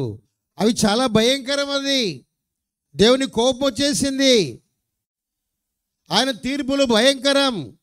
ఈ భయంకరమని ఎందుకంటే ఇక్కడ 6వ వచనంలో అతని ముఖము వికారమాయను, అతని మనస్సునందు కలవరపడగా అతని నడుము కీళ్ళు వదిలి అతని మోకాలు గడగడ వణుకుచు, రాజు మోకాలు వణిగిపోతున్నాయి, నడుము వంగిపోయింది, వదులుతూ ఉంది. ఆయన మందిరములో ఉండే వస్తువులు భయంకరం. స్నేహితుడా, సహోదరి, జాగ్రత్త. ఈ మందిరంలో ఉండే ఈ వస్తువు కనపడితే జాగ్రత్తగా తీసి పక్కన పెట్టాలా. ఇది మందిరం నాది కాదులే అని పడేసేద్దు. అందులో ఉండే ఒక చీపురు పుల్ల భయంకరం, అందులో చేపలు భయంకరం, అందులో ఉండే మైకు భయంకరం, అందులో ఉండే ఫ్యాన్లు, లైట్లు భయంకరం. ఈ దేవుని మందిరంలో ఉండే వస్తువులు ఇవి. ఈ మాట నీ హృదయంలో నాటుకో ఒకసారి ఈ దినం. ఆయన భయంకరుడు, ఆయన కార్యములు భయంకరం, ఆయన స్థలం భయంకరం, ఆయన మందిరం భయంకరం, ఆయన మందిరములో ఉండే వస్తువులు భయంకరం, ఆయన తీర్పులు భయంకరం. మెనే మెనే టెకేల్ ఉఫార్సిన్. నేను లెక్క చూసినాడు, తక్కువ కనపడ్డావు, ఈరోజు రాత్రికి తెస్తావు. బెల్షస్సర్ ఆ రాజు రాత్రికి, చూడండి మాట, ఆ రాత్రికే మాదీయులకు వచ్చేసారంటే 25 వచ్చినాం. 25 వచ్చినండి. ఈ వాక్య భావం ఏమనగా, మెనే అనగా దేవుడిని ప్రభుత్వ విషయంలో లెక్క చూచి దాన్ని ముగించాను. టెకేల్ అనగా ఆయనను త్రాసులో ఉంచగా నువ్వు తక్కువ కనపడుతుంది. ఫేరేస్ అనగా నీ రాజ్యము ఎదుండి విభాగింపబడి మాదీయులకును పార్శకులు ఇయ్యబడెను. బెల్షస్సర్ ఆజ్ఞేయగా. తర్వాత 30 వచ్చినాం. ఆ రాత్రి అందే కల్దీయులు రాత్రికే చచ్చిపోయినాడు. ఆయన మందిరములో ఉండే వస్తువులు భయంకరం, ఆయన మందిరము భయంకరం. స్నేహితుడా, సహోదరి, ఆయన తీర్పులు భయంకరం, ఆయన భయంకరుడు. దొంగతో అంటున్నాడు, నువ్వు దేవునికి భయపడవా? ఏమనుకుంటున్నావు ఆయన అంటే? ఆయన దేవుడయ్యా, నువ్వు దేవునికి భయపడవా అంటే ఆయన దేవుడని అర్థం. ఒప్పుకున్నాడు. మనకైతే తగిందే, మనం పాపులం అని ఒప్పుకున్నాడు. ఆయన దేవుడు అని ఒప్పుకున్నాడు, భయపడాలని ఒప్పుకున్నాడు. తర్వాత 3వ మాట చూడండి, లూకాసు వార్త 23వ అధ్యాయం. ఇది 3వ మాట. మనకైతే ఇది న్యాయమే, మనం శిక్షించబడాల్సిందే.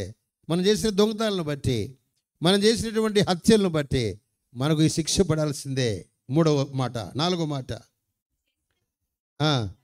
తగిన ఫలం పొందుతున్నావు. 4వ మాట. 5వ మాట, ఈయన ఏ తప్పిదము నాలో పాపమున్నదని మీలో ఎవడు స్థాపింపగలడు? ఈయనలో ఏ పాపము లేదు, ఈయన పరిశుద్ధుడు. లేవియా కాండం 11వ అధ్యాయం 44 వచనం. లేవియా కాండం 11వ అధ్యాయం 44 వచనం. నేను పరిశుద్ధుడను, మీరు పరిశుద్ధులుగా ఉండండి, నేను పరిశుద్ధుడను. ఆయన మహా పవిత్రుడు, పరిశుద్ధుడు. 45 వచనం.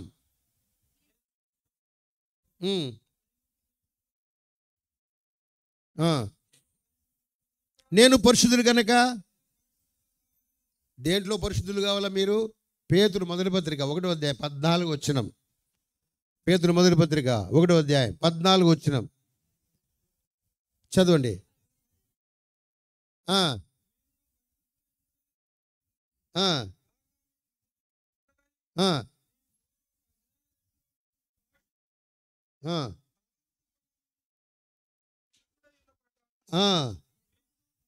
సమస్త ప్రవర్ధన యందు దేంట్లో పరిశుద్ధులుగా ఉండాలా? లేవియా కాండంలో నేను పరిశుద్ధులను, మీరు పరిశుద్ధులుగా ఉండాలా, మీరు పరిశుద్ధులు ఉండాలని చూసుకోవాలా, అట్లా చెప్పినాడు దేవుడు. అయితే కొత్త నిబంధన గ్రంథంలో అంటున్నాడు, మీరు సమస్త ప్రవర్ధన యందు పరిశుద్ధులయుండుడి, దైవ చిత్తమున పెరుగుడి, యాదార్థులయుండుడి, పరిశుద్ధులయుండుడి. నడతలాలో వస్త్రములలో నాటంకములేమియు లేకుండా, నడతలాలో వస్త్రములలో నాటంకములేమియు లేకుండా, అడుగు ప్రశ్న జవాబులలో విడువక చూపుము పరిశుద్ధత, పరిశుద్ధులయుండుడి, దైవ చిత్తమున పెరుగుడి, యాదార్థులయుండుడి, పరిశుద్ధులయుండు. యథార్థంగా ఉండు. ప్రసంగి గ్రంథంలో దేవుడు నరులను యథార్థవంతులుగా పుట్టించను కానీ వివిధమైన తంత్రములు వచ్చినాయి. మంత్రాలు అంటే పర్వాలేదు, తంత్రాలు జాన్ డైజరు. మంత్రం అంటే ఏదో చేస్తారు, మంత్రం చేస్తే అది పోతుంది. మంత్రానికి మంత్రం విరుగుడు ఉంటుంది కదా. ఏమా మీ సాడ ఎవరు మంత్ర బేరా? మా కడపకు రాని మంత్రాలు చూపిస్తాను. మంత్రాలు వేసే మంత్రాలకు ఇంకొక మంత్రం వేసేపోతుంది అంతే. తంత్రంకు పోదు. తంత్రం చాలా డేంజర్. వివిధ తంత్రాలు కల్పించుకున్నారు. యథార్థంగా ఉండండి. దేవుడు యథార్థవంతుడు.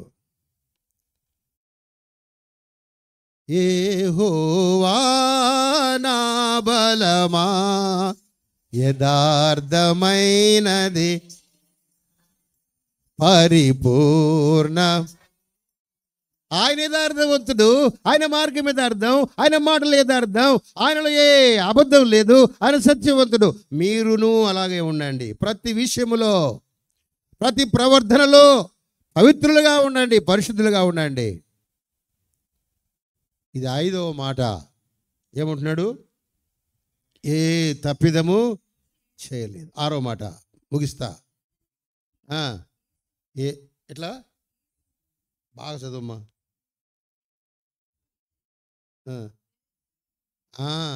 దీర్ఘంది. దీర్ఘం లేదాడా? యేసు అంటే రక్షకుడు. యేసు అంటే రక్షకుడా అని. ఇక నాకు ఏ గత్యంతరం లేదు, రక్షకుడా అని. నీ రాజ్యంలో నువ్వు వచ్చినప్పుడు 7వ మాట, నన్ను జ్ఞాపకం చేసుకో. 7 మాటలు మాట్లాడినాడు యేసు ప్రభు. 7 మాటలు మాట్లాడినాడు. దొంగ 7 మాటలు ఈ మాటలు దేవుడికి విషయమై మాట్లాడి, మనం తప్పిదం చేసినా, మనం దోషులు, మనం అపవిత్రులు, మనకి శిక్ష తగిందే. ఆయన పవిత్రుడు, ఆయన పరిశుద్ధుడు, ఆయన దేవుడు, ఆయనకు మనం భయపడాలా. ఇవన్నీ చెప్పిన తర్వాత రక్షకా అని నీ రాజ్యంలో జ్ఞాపకం చేసుకో అన్నాడు. చెప్తావా ఆ మాట? ఆ మాట చెప్పిన వెంటనే దేవుడు జవాబు చెప్పినాడు. యేసు ప్రభు ఏమన్నాడు? నేడు నీవు నాతో కూడా. ఇది యేసు ప్రభు పలికిన 2వ మాట. నేడు నీవు నాతో కూడా పరదేశంలో ఉంటావు. నేను పరదేశంకి వెళ్తున్నాను, నువ్వు కూడా నాతో వస్తావు. నా రాజ్యంలో నువ్వు ఉంటావు. నువ్వు కనుక్కున్నావు సత్యం ఏదో. సత్యమును గురించిన అనుభవ జ్ఞానం నీకు వచ్చింది. గలిలయుడే ఈ దొంగ. గలిలయుడు. ఆ మొదటి దొంగ యూదుడు. వాడికి ధర్మశాస్త్రం తెలుసు, క్రీస్తు రావాలని తెలుసు. క్రీస్తు ఈయన వచ్చినాడు. నువ్వు క్రీస్తువు కదా అన్నాడు. క్రీస్తువు కదా అన్నాడు. క్రీస్తు అనే పదం యూదులు పలకాల. క్రీస్తు, యేసునే క్రీస్తు అని సంబోధించుకుంటే వాడు దేవుని వాడు కాడు అని ఉంది. యోహాను మొదటి పత్రిక గమనించండి. యోహాను మొదటి పత్రిక 2వ అధ్యాయం 18 వచ్చినాం. చిన్నపిల్లలారా, క్రీస్తు విరోధి వచ్చునని వింటిరి కదా. ఇప్పుడు అనేకులైన క్రీస్తు విరోధులు బయలుదేరి వచ్చినారు. ఇది కడవరి గడియ. 22వ వచనం. యేసు క్రీస్తు కాడని చెప్పువాడు తప్ప ఎవడబతికుడు? తండ్రిని కుమారుని ఒప్పుకొనని వీడే క్రీస్తు విరోధి. 4వ అధ్యాయం 2వ వచనం. యేసు క్రీస్తు శరీరధారి వచ్చెను అని ఏ ఆత్మ ఒప్పుకొనునో అది దేవుని సంబంధమైనది. ఈ ఆత్మ యేసును ఒప్పుకొనదో అది దేవుని సంబంధమైనది కాదు. దీనిని బట్టి దేవుని ఆత్మను మీరు ఎరుగుదురు. క్రీస్తు విరోధి ఆత్మ వచ్చునని మీరు విన్నది ఇదే. ఇది వరకు అది లోకములో. 15వ వచనం. యేసు దేవుని కుమారుడిని ఎవడు ఒప్పుకొనునో వానిలో దేవుడు ఉన్నాడు. 5వ అధ్యాయం 1వ వచనం. యేసే క్రీస్తు ఉన్నాడని నమ్ము ప్రతి వాడును దేవుని మూలముగా పుట్టినాడు. వాడు శరీరంతో పుట్టినవాడు కాదు. నువ్వు యేసును క్రీస్తు అని ఒప్పుకుంటే చాలు. వీడు ఒప్పుకుంటున్నాడు కానీ మాటలు రోంత వేరేగా ఉన్నాయి. నువ్వు క్రీస్తువే అని చెప్పలా. నువ్వు క్రీస్తు కదా అన్నాడు. ఆడ తేడా వచ్చింది. నువ్వు క్రీస్తు నాకు తెలుసు అనంటే సరిపోయేది. వేరేగా మాట్లాడేవాడేమో. నువ్వు క్రీస్తువు కదా. యేసు ప్రభువు శిష్యులు అడిగినాడు ఒకసారి, నన్ను గురించి అందరూ ఏమనుకుంటున్నారయ్యా అంటే, ఒక ఆయన నువ్వు ఏలియా అనుకుంటున్నారు, ఒక ఆయన ఇర్మియా అనుకుంటున్నాడు, ఒక ఆయన ప్రవక్తలు వచ్చిన అనుకుంటున్నారు. అంటే సరే వాళ్ళందరూ విడిచిపెట్టండి, మీరేమనుకుంటున్నారు అన్నాడంట. ఏమన్నాడు? ఎవరు అనేది ఆ మాట? పేతురు డబక్కిన నువ్వు సజీవుడు దేవుని కుమారుడవేనా? క్రీస్తు. ఈ మాట ఉండాల. క్రీస్తు. నువ్వు సజీవుడు దేవుని కుమారుడు, క్రీస్తువు. వెంటనే ప్రభు అన్నాడు, సీమోను బరియనా నువ్వు ధన్యుడు, దేవుడే విషయం తెలియజేశాడు. మరి ఈ దొంగకి ఎందుకు తెలియజేయాలి? వీడు క్రీస్తున్నాడు కదా, పేతురుకేమో తెలియజేస్తున్నాడు కదా, దేవుడే తెలియజేశాడు ఈ మాట. కానీ పలకడములో ఒక తేడా ఉంది. నువ్వు క్రీస్తువు అన్నాడు ఆయన. ఈడేమన్నాడు? ఎగతాళి. నువ్వు క్రీస్తు కదా, నువ్వు షావుకారు కదా, కొనుక్కో 4 డ్రెస్సులు అంటలే, నువ్వు బీకాం పాస్ అయినావు కదా, ఈ లెక్క చెప్పు అంటల్లా, నువ్వు క్రీస్తువు కదా. యూదుడు ఈ దొంగ ఆ పలికే పదములో భేదం ఉంది. ఇదే మాట పేతురు అన్నాడు, నువ్వు సజీవుడు దేవుని కుమారుడు క్రీస్తువు, నేను ఒప్పుకుంటున్నా. ఎవరైతే యేసు ప్రభుల వారిని క్రీస్తు అని ఒప్పుకుంటారో వాళ్ళు దేవుని మూలంగా పుట్టినారు. ఇదైనా ఒప్పుకుంటావా? పరదేశంలో ఉంటావు. మోకరించండి, ప్రార్థన చేసుకుందాం. యేసు ప్రభునే క్రీస్తు, ఆయనే క్రీస్తు, యేసే క్రీస్తు. క్రీస్తు అనగా అభిషక్తుడు, తండ్రి చేత అభిషేకించబడి లోకానికి పంపించబడినవాడు, మరణంను జయించడానికి అభిషేకించబడినవాడు, శ్రమలు పొందడానికి అభిషేకించబడినవాడు, కొట్టబడ్డానికి అభిషేకించబడినవాడు, భూమి వేయించుకోవడానికి అభిషేకించబడినవాడు క్రీస్తు. అయిన మహారాజులు అభిషేకించబడతారు, పట్టాభిషేకం చేస్తారు, కలకాలము రాజ్య పరిపాలన చేయంటా ఉంటారు. యేసు ప్రభువు రాజుగా రాబోతున్నాడు. ఆయన ఈ లోకంలోకి వచ్చి అభిషేకించబడి పంపించబడ్డాడు. నువ్వు ఒప్పుకోవాలా? ఈయనే యేసు, ఈయనే క్రీస్తు. ఇంకా రక్షణ మారు మనసు పొందకుండా ఆయన రక్తం దగ్గర రాకుండా ఉంటే ప్రభు నీతో మాట్లాడుతున్నాడు. 2 మాటలు తిరిగేసినాం అంతే. ఇప్పుడు 3వ మాట దగ్గరికి పోలేదు నేను. దొంగ చెప్పినటువంటి మాటలు, ఆయన భయంకరుడు, దేవునికి భయపడవా? ఆయన భయంకర కార్యాలు చేస్తాడు, నువ్వు ఊహించని కార్యాలు చేస్తాడు. అక్క, ఇది అసాధ్యం అనుకుంటే అది సాధ్యపరుస్తాడు. లేని వాటిని ఉన్నట్టుగా పిలిచే దేవుడు మన దేవుడు. మృతులను సహితం సజీవులుగా చేయగల శక్తి గల దేవుడు మన దేవుడు. ఆయన భయంకరుడు, ఆయన కార్యములు భయంకరం, ఆయన మార్గం భయంకరం, ఆయన స్థలం భయంకరం, ఆయన మందిరములో ఉండే వస్తువులు భయంకరం, ఆయన తీర్పులు భయంకరం. ఆ భయంకరుడు దేవుడితో సంధి చేసుకో ఒకసారి. దేవా, మీరు ఈ లోకంలో గొర్రెపిల్ల వలె దీనుడిగా వచ్చినారు, అయితే మీరు మహాభయంకరుడు దేవుడు. 2వసారి రాబోతున్నాడు ఆయన. ఆయన వస్తాడు 2వసారి. కొదమ సింహమై కోపాగ్ని అయి వస్తాడంట. పాట ఉంది, కొదుమ సింహమై కోపాగ్ని వస్తే ఎదురుగా ఎవరు నిలబడలేరని పాటలో రాసి పెట్టబడి ఉంది. అలాంటి దేవుణ్ణి నువ్వు రక్షకుడిగా అంగీకరించు. దొంగ అంగీకరించినాడు, ఆయనలో ఏ తప్పిదము లేదని అంగీకరించినాడు, తాను దోషినని అంగీకరించినాడు, ఆయనకు రాజ్యం ఉందని కనుక్కున్నాడు, ఆయన రక్షకుడు అని కనుక్కున్నాడు. ఒకసారి ప్రార్థన చేసినాడు, ప్రభు ఆయన్ను చేర్చుకున్నాడు, నిన్ను కూడా చేర్చుకుంటాడు. దేవుడు ఏకరీతిగా ఉన్నాడు. అప్పుడు అక్కడ రక్షించిన యేసు ప్రభు ఇప్పుడు ఇక్కడ కూడా ఉన్నాడు. వాక్యం ద్వారా నీతో మాట్లాడుతున్నాడు. ప్రార్థన చేసుకో మౌనంగా. యేసు ప్రభువా, నిబిడిగా చేసుకో. సిలువలో వేలాడిన నీ రక్తంతో నన్ను కడిగి పవిత్రపరచు. యవనస్త్రీ మనసు కఠినపరుచుకోవద్దు. ఇప్పుడు కాదులే అనుకోవద్దు. రేపటి దినం నీది కాదు. రేపు ఏం జరగవద్దో ఎవరికి తెలియదు. రేపు సంగతి రేపు చూసుకుంటుంది, ఈ దినం సంగతి చూసుకో. ఇప్పుడే రక్షణ పొందు. ఈ రాత్రికి ప్రభు వస్తే ఏం చేస్తావు? ఆయన ఎప్పుడు వస్తాడో తెలియదు. ఆయన ద్వారం దగ్గరే ఉన్నాడు. ఎప్పుడు కాలు పెడతాడో బయటికి. ఆయన వస్తే ఆయన వారు ఎత్తబడతారు, ఆయన వారు ఆయన దగ్గరికి వెళ్తారు, మిగతా వారు విడిచిపెట్టబడతారు. యేసు వారిని క్షమించు, మీ రక్తంతో కడిగి పవిత్రపరచుమని ప్రార్థన చేసుకో. ప్రభు నిన్ను అంగీకరిస్తాడు.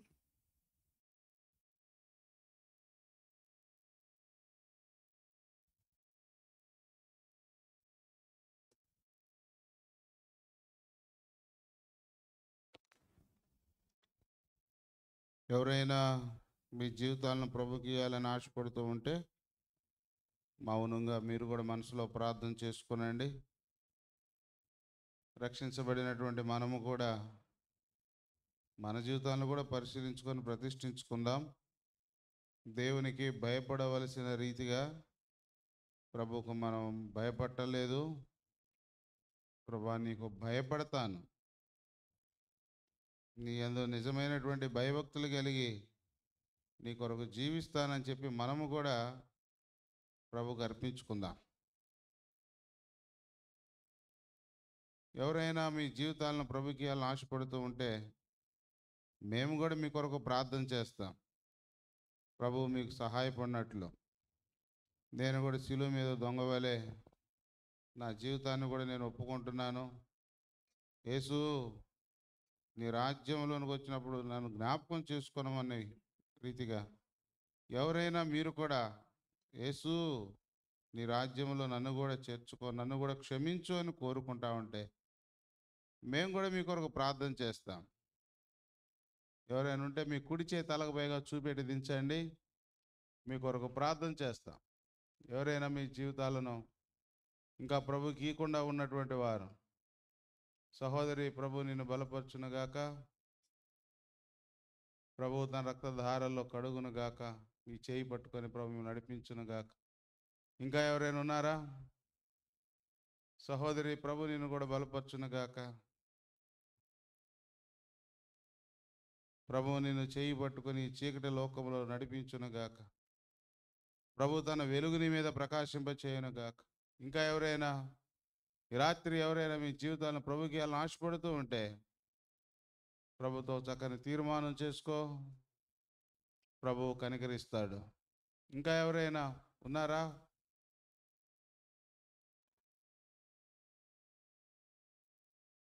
ప్రేమ కలిగిన పరలోకపు తండ్రి, మీ ఘనమైన నామమును బట్టి స్తోత్రాలు. ఈ రాత్రి బిడ్డలంగా నీ సన్నిధిలో మేము చేరరావడానికి కృపించినందుకే మిమ్మల్ని స్తుతిస్తూ ఉన్నాం.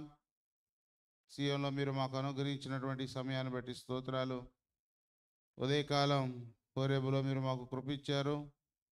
తిరిగి రాత్రి మీ గ్రంథంలో కొన్ని మాటలు మరలా మేము నెమరు వేసుకోవడానికి మీరు సహాయపడినందుకే మిమ్మల్ని స్తుతిస్తూ ఉన్నాం. ఈ జీవిత యాత్రలో ప్రభా దొంగ నీకు భయపడ్డాడు, దేవునికి భయపడవా? ప్రభా ఈ యాత్ర జీవితంలో మేము నీకు భయపడటకు సహాయం చేయండి. నీ స్వరం భయంకరమైనది ప్రభా, మీరుండేటువంటి స్థలం అది భయంకరమైనది, నీ మందిరం అది కూడా భయంకరమైనదే, నీవు జరిగించే కార్యాలు క్రియలు అవి కూడా భయంకరమైనటువంటివే, మీ తీర్పులు కూడా భయంకరమైనటువంటివే, నీ మందిరంలో ఉండే వస్తువులు కూడా భయంకరమైనటువంటివే. ఈరోజు దేవా, ఈ జీవిత యాత్రలో మా జీవితంలో ఇటువంటి భయంకరమైనటువంటి దేవుడవు, మేము కూడా నీకు భయం కలిగి భయపడి దీనులమై నమ్మకంగా నీ కొరకు కొనసాడు సహాయం చేయం. ఈయన యందు ఏ తప్పిదమునూ లేదు, కారణం మీరు పరిశుద్ధుడవు ప్రభువా. ఈరోజు మా జీవితంలో కూడా సమస్త ప్రవర్తన యందు మేము పరిశుద్ధులుగా జీవించుటకు సహాయం చేయము. యెహోవా ఎన్నడెన్నటికి పరిశుద్ధతయే నీ మందిరమునకు అనుకూలమని వ్రాయబడి ఉంది.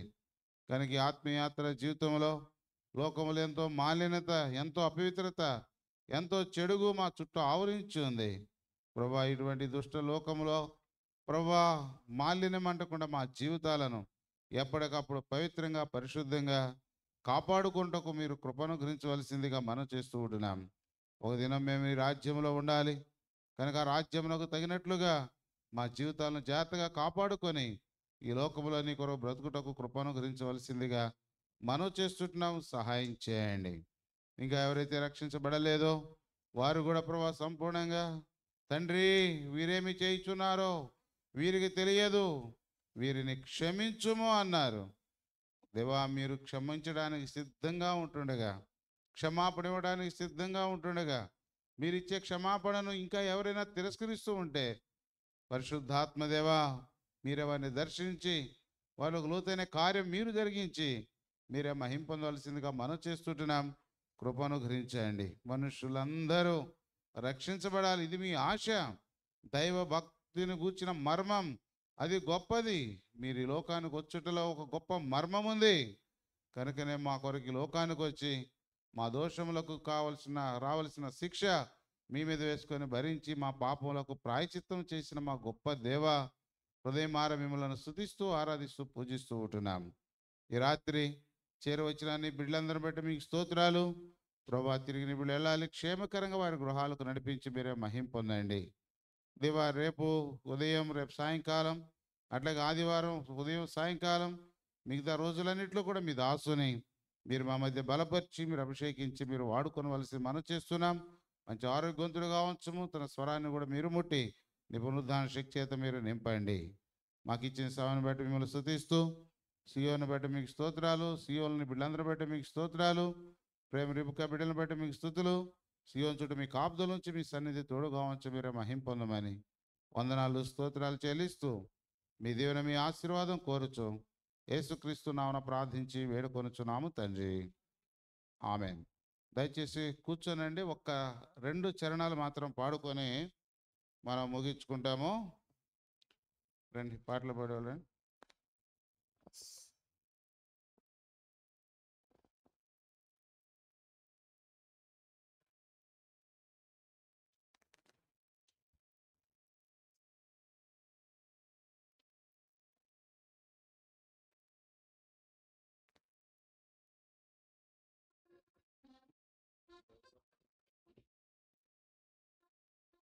దైవతనయ క్రీస్తునాథుడా, దైవ 280 పాత పాటల పుస్తకంలో 277 దైవతనయ క్రీస్తునాథుండా అయ్యా పాపులకై ప్రాణమిచ్చితివా.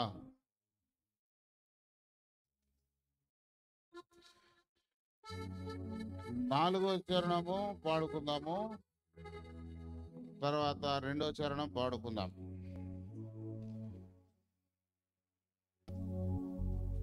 లీడు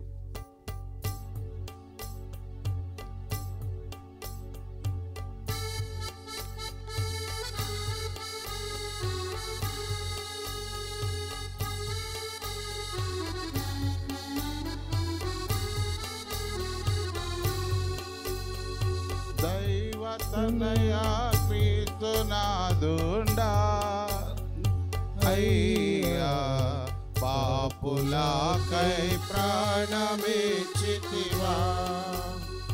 దేవుడే రిధం ఆఫ్ చేసి స్లోగానే పాడుకుందాం. దైవతనయ క్రీస్తునాథుండా అయ్యా పాపులకై ప్రాణమిచ్చితివా. దేవుడే నిన్ను పంపినాడా ధరణిలో అతి దుష్టులముగా దారి తెలియక దూరమైతివి. ధరణిలో అతి దుష్టులముగా దారి తెలియక దూరమైతివి. ధరణికే తెంచినావా దేవా, ధన్యులనుగా చేసినావా. ధరణికే తెంచినావా దేవా, ధన్యులనుగా చేసినావా. దైవతనయ క్రీస్తునాథుండా అయ్యా పాపులకై ప్రాణమిచ్చితివా. దేవుడే నిన్ను పంపినాడా. కల్వరిలో కాచినట్టి దివ్య రక్తము చేమము. కల్వరిలో కాచినట్టి దివ్య రక్తము చేమము. కడిగి పావన పరచినావా దేవా, కడకు బూరతురానయున్నావా. కడిగి పావన పరచినావా దేవా, కొరకు బోరతురానయున్నావా దైవతనయ క్రీస్తునాదుండా అయ్యా పాపులకై ప్రాణమిచ్చితివా దేవుడే నేను పంపినాడా. ప్రకటన వినండి. దయచేసి వడ్డనలో సహాయం చేసేవారు మీరు ఆ పనులు చూసుకోవాలని మనవి చేస్తున్నాం. బ్రదర్స్ మీరు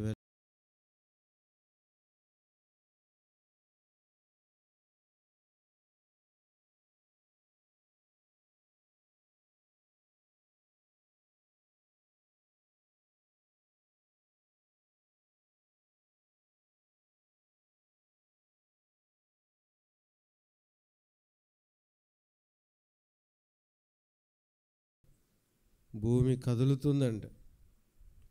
ఇలాంటి పరిస్థితుల్లో మనం జాగ్రత్తగా ఉండి దేవుని వాక్యాన్ని విని నేర్చుకుందాం. రేపు కూడిక కూడా హోరేబులో అందరికి ఆహ్వానం. రేపు సాయంకాలం అక్కయ్యపాలెంలో కూడా అందరికి ఆహ్వానం. ఆదివారం ప్రభుదినం. ఈ ప్రత్యేక కోడికలకు అందరూ నిలిచి ఉండి వచ్చి మేలు పొందాలని ఆశపడుతున్నాం.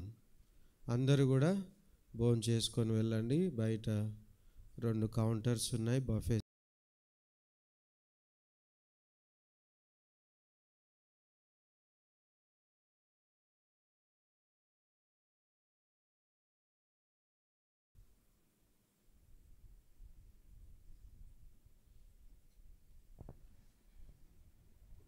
వేటపాలెం అక్కాయపాలెం వాళ్ళు కౌంటర్స్ కాడ ముందుండండి.